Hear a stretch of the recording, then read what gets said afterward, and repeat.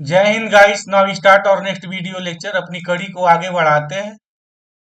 एक बड़े इंपॉर्टेंट मुद्दे की बात करने जा रहे हैं। मुद्दा यह है कि जैसे सबको पता है कि जो हमारा ये यूजीसी नेट जो अब एग्जाम लेने जा रहा है आगामी जून के लिए, उसमें बहुत सारी चेंजिंग आई है। अभी बात पूछी गई है कि सर क्या यूजीसी नेट का जो चीजें चेंजिंग हुई है सीएसआईआर नेट के लिए ठीक वही भी चेंजिंग होगी क्या?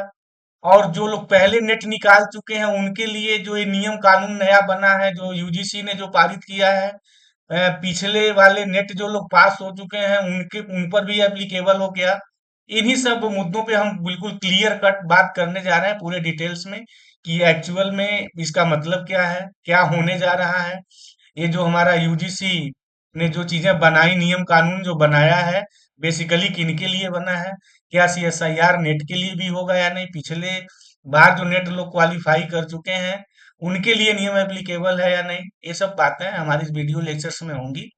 तो अभी तक आपने वीडियो हमारे चैनल को सब्सक्राइब नहीं किया है तो प्लीज को सब्सक्राइब करिए और ज्यादा से ज्यादा इस वीडियो लेक्चर्स को शेयर करिए। एक बात और, हम जो है ना आगामी नेट एग्जाम के लिए एक चैलेंज सीरीज चला रहे हैं। उनमें से हम ऐसे क्वेश्चंस को पिकअप किए हुए हैं जिनसे बहुत सारे क्वेश्चंस बनते हैं, नए नए क्वेश्चंस फ्रेमवर्क होते हैं, गजब की लॉजिक है, गजब की कंसेप्ट है।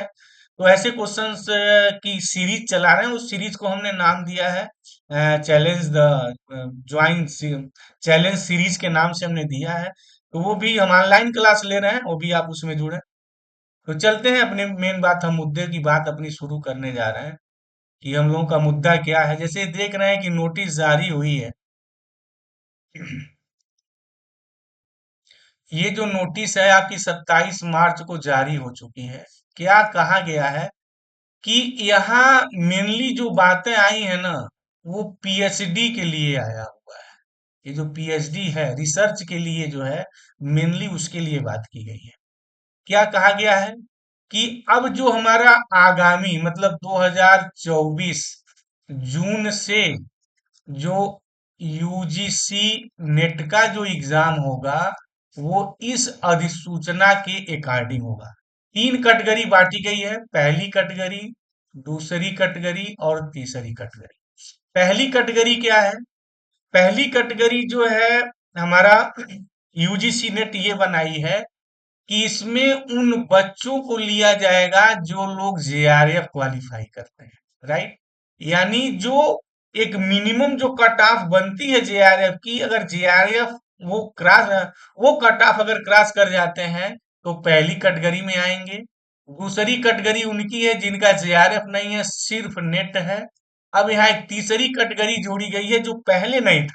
ये दो कैटेगरी तो ऑलरेडी थी, जो हमारा यूजीसी हो या सीएसआईआर हो, ये जो नेट के एग्जामिनेशंस कराते थे बेसिकली दो ही कैटेगरी के लिए कराते थे। पहला जेआरएफ, वो हमारी जूनियर रिसर्च फेलोशिप की होती थी।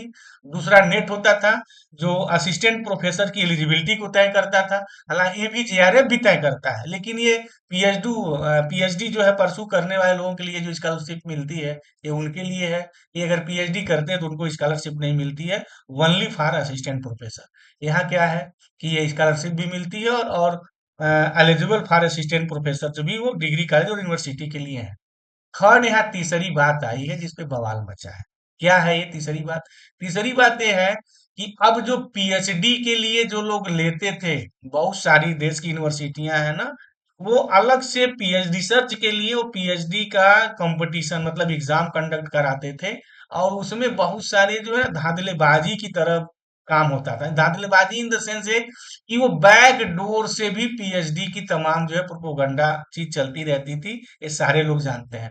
अब एनटीए ने जो है, एक यूजीसी ने ये सब सारी खेल समाप्त कर दी है। अब क्या होगा, मुझे जो ये लगता है जैसा नोटिस आई है उसके अकॉर्डिंग अगर हम लोग देख के बात करें तो ये है कि पहली दूसरी कैटेगरी तो ऑलरेडी ये एनटीए एक तीसरी कटान भी जारी करेगा जो ओनली फॉर हमारे पीएचडी के लिए होंगे, रिसर्च के लिए होंगे। ये थर्ड कैटेगरी ये नहीं होगी। यानी अब देश की कोई भी यूनिवर्सिटी पीएचडी के लिए अपना कंपटीशन एग्जाम कंडक्ट नहीं कराएगी। अब एनटीए जो कट ऑफ जारी करेगा उस कट ऑफ के बीच में ही पीएचडी होगी। मतलब क्या है कि जीआरएफ वाला बंदा पीएचडी करता था, नेट वाला बंदा भी पीएचडी करता था। अब एनटीए कह रहा है कि नहीं साहब, कि ये नेट जीआरएफ से सफिशियंट मुझे पीएचडी स्कॉलर नहीं मिलेंगे, उसके लिए हम पीएचडी के लिए थर्ड क्राइटेरिया भी निकालेंगे। थर्ड क्राइटेरिया का उनका मतलब क्या है? उनका मतलब ये है कि वो नेट के अलावा एक अन्य स्कोर कार्ड जारी करेंगे, नेट से कम होगा, जैसे जेआरएफ से कम नेट है, नेट से कम पीएचडी, पीएचडी के लिए भी वो कट ऑफ जारी करेंगे और पूरे देश के लिए वो मान्य होगा। अब यहीं से जो है पीएचडी के लिए बातें हो, ठीक है। ये तो बात हो गई हमारी यूजीसी के लिए हो गया। बात लोग पूछ रहे हैं कि सर सीएसआईआर के लिए क्या होगा? इतने तो यूजीसी ऐसा है ना कि जो यूजीसी जो गवर्निंग बॉडी ना हायर एजुकेशन के लिए है, इसके नियम कानून जो बनेंगे ना, वो नियम कानून को सीएसआईआर को 100% तो नहीं, 99.9% पालन करना होगा। 100% मैं क्यों क्यों क्यों नहीं कह रहा हूँ? बहुत सारे लोग तमाम तरह की बात कर रहे हैं। रीजन उसका क्या है कि अभी आप जैसे देखें, जेआरएफ जब अवार्ड लेटर मिलता है, जब यूजीसी का आपको जेआरएफ अवार्ड लेटर मिलता है, तो फिर क्या होता है? उसके लिए कोई डॉक्यूमेंट्स का वेरिफिकेशन नहीं होता है। लेकिन सीएसआईआर जब आपको जेआरएफ लेटर जारी करती है, वो तभी जारी करती है जब आपके जो डॉक्यूमेंट्स हैं, जो आपकी डिग्री है, इनिशियल से फाइनल, हाई स्कूल से लेके लास्ट एमएससी डिग्री जो भी आपने लिया है, वो डिग्री वो चेक करते हैं, उसके बाद तब आपको जीआरएफ लेटर जारी करते हैं। जबकि ये काम यूजीसी नहीं करता है। यूजीसी सीएसआईआर नेट बॉडी तो एक ही है, एक ही जैसा है, वो हमारा ह्यूमैनिटीज का है, आर्ट्स के लिए है, साइंस के लिए है। लेकिन यहाँ क्या है, नियम में भिन्नता है। वो एक जीआरएफ लेटर बिना कुछ चेक किए जारी कर देता है और दूसरा जीआरएफ लेटर सारे डॉक्यूमेंट चेक करने के बाद जारी करता है। इसीलिए हमने यहाँ 99.9% कहा कि यूजीसी की सारी बात सीएसआईआर वाले मान लें, ये जरूरी नहीं है। हाँ, लेकिन चूंकि हायर अथॉरिटी है, जो नियम कानून बनेगा उस नियम कानून के अंतर्गत ही वो बातें अपनी निकाल सकते हैं, अदरवाइज नहीं निकाल सकते हैं। यहाँ एक बात जो सबसे खटक रही है वो ये है कि नेट के लिए 1 साल दिया गया है। मतलब नेट जो है ना, वो 1 साल के लिए ही माना गया है। इसके बाद नेट की अहमियत नहीं मानी गई है। मतलब अगर आपको पीएचडी में एडमिशन लेना है तो फिर आपको नेट क्वालिफाई करना पड़ेगा। ये बात थोड़ी खटक रही है। हालांकि ये एलिजिबिलिटी असिस्टेंट प्रोफेसर की है तो लाइफ टाइम की है, वहां वो बात नहीं है। मेन बात यह है कि अगर आप जेआरएफ नहीं है, अगर आप नेट हैं, यहाँ तो आपको 1 साल मिल रहा है। इसके पहले तो कोई साल की गारंटी नहीं थी, आप जब चाहे तब जाके ले दे सकते थे, लेकिन यहाँ इस बार नहीं है। यहाँ इस बार थोड़ी चेंजिंग हुई है।